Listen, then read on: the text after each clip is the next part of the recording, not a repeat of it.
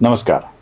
हस्तिनापूरच्या राजमहालात बसलेल्या धृतराष्ट्राच्या समोर एकमेव प्रश्न होता आणि तो प्रश्न म्हणजे श्रीकृष्ण अर्जुनाला युद्ध करण्यास बाध्य का करतोय, का त्याची कर्म समजावून सांगतोय, काय गरज आहे कृष्णाला असं करण्याची.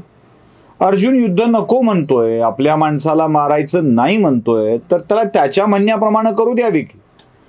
कृष्णाला एवढा का उपद्व्याप सुचतोय असं धृतराष्ट्राच्या मनामध्ये येत आहे आणि तो हे संजयाशी बोलून सुद्धा दाखवतोय.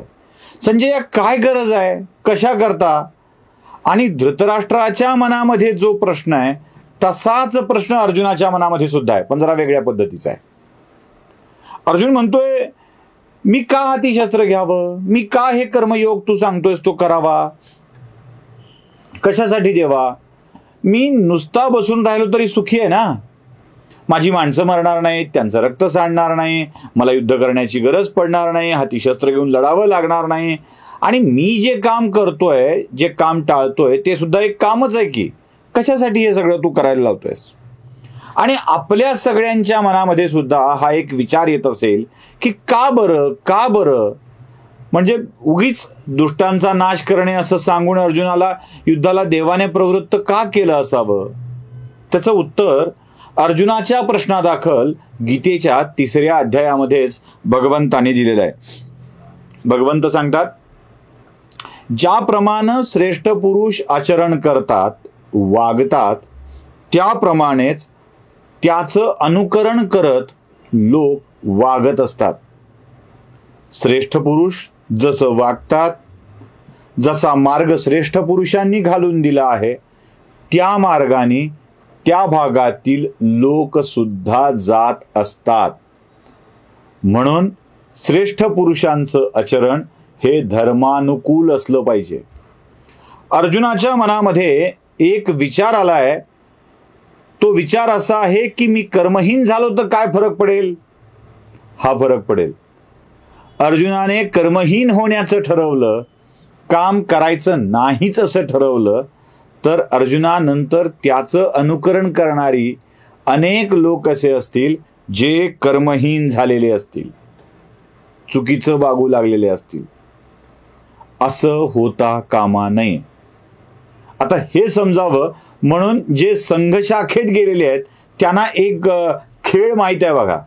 संघशाखेत गेलात काय, किंवा कुठल्याही चळवळीतल्या जिथे छोट्या छोट्या खेळांच्या मधून शिकवण दिलं जातं तिथे एक खेळ खेळला जातो. तो खेळ काय आहे. खेळ आहे स्वर्ग, पृथ्वी, पाताळ. खूप छोटा खेळ. अनेक जण संघातल्या खेळांना नावं ठेवतात. म्हणजे उगाच लाठीकाठीचं प्रशिक्षण झालं की हे म्हणे देशाचं रक्षण करणार वगैरे असं म्हणतात. खेळ खूप छोटा आहे. लहान वयात खेळायचा खेळ आहे. लहान वयात खेळायचा खेळ आहे. म्हणजे हा खेळ बघितल्यावर निरर्थक उगाचच असं वाटेल, पण खेळ फार महत्वाचा आहे. खेळ असा आहे की संघातला शाखेवरचा मुख्य शिक्षक 3 शब्द उच्चारत असतो. स्वर्ग, धरती म्हणजे पृथ्वी आणि पाताळ. आता हा नुसता तो जोरजोरात म्हणत असतो आणि त्यांना एक सूचना केलेली असते स्वयंसेवकांना, मी काय म्हणतोय ते नीट ऐका आणि त्याप्रमाणे कृती करा. आता कृती काय बघा. तो जेव्हा स्वर्ग म्हणेल तेव्हा हात अशी वर घ्यायचे आहेत, तो जेव्हा धरती म्हणेल तेव्हा हात अशी अशी ठेवायचे आहेत, आणि तो जेव्हा पाताळ म्हणेल तेव्हा ती एकदम खाली घ्यायची आहेत. 3 ठिकाणं लक्षात आली. स्वर्ग वर असतो, स्वर्ग, धरती, पाताळ, स्वर्ग, धरती, पाताळ, असा तो खेळ आहे. आता म्हणाला हा काय बालिश प्रकार आहे, यातून काय वेगळं ज्ञान मिळणार आहे. संघाच्या मुख्य शिक्षकाने असे सांगितलेले असते की मी काय म्हणतोय ते नीट ऐका आणि त्याप्रमाणे कृती करा. आता तो शिक्षक त्यांच्या समोर उभा असतो. दोघं एकमेकांच्या समोर उभी असतात आणि जेव्हा त्या शब्दांचं उच्चारण तो करत असतो तेव्हा ती कृती तो स्वतः देखील करत असतो. आता मुलं सगळी स्वयंसेवक त्या शिक्षकाच्याकडे बघत असतात आणि आता ती कृती मी करणार आहे, जरा तुम्ही नीट बघा, वाटल्यास माझं मी काय म्हणतोय नीट ऐका. आता नीट ऐका म्हणजे तुम्हाला गीता काय सांगते हे लक्षात येऊन जाईल. आता नीट ऐका. मी सांगतोय आपण एक खेळ खेळणार आहोत. खेळ आहे स्वर्ग, पृथ्वी आणि पाताळ, स्वर्ग, धरती, पृथ्वी आणि पाताळ या खेळामध्ये नीट ऐकायचं आहे आणि माझ्याकडे बघायचं आहे. मी जशी कृती करतोय तशी कृती तुम्हाला मी शब्द उच्चारल्यावर करायची आहे. मी शब्द उच्चारल्यावर करायची आहे. एक, स्वर्ग असं म्हटल्यावर हात डोक्यावर गेला पाहिजे, धरती खांद्यावर आला पाहिजे, पाताळ खाली गेला पाहिजे, हात मांड्यांजवळ किंवा मांड्यांच्या तिथे थांबला पाहिजे. आलं लक्षात? आता ही कृती करायची आहे. आता बघा, सुरू होतोय आपला खेळ असं म्हणून मुख्य शिक्षक खेळ सुरू करतो. आपणही तो खेळ सुरू करूया. वाटलंच तर तुम्ही तो करा. कधी कधी वेगात येईल, कधी कधी साधारण येईल, पण शब्दांकडं आणि शब्दानंतर करायच्या कृतीकडं लक्ष द्या. सांगितलेलं आहे. स्वर्ग, धरती, पाताळ, स्वर्ग, धरती, पाताळ, स्वर्ग, धरती, पाताळ, स्वर्ग, धरती, पाताळ, स्वर्ग, धरती, पाताळ. चुकलात ना? मी स्वर्ग म्हटल्यावर इथं हात ठेवला होता जो इथे असायला पाहिजे होता.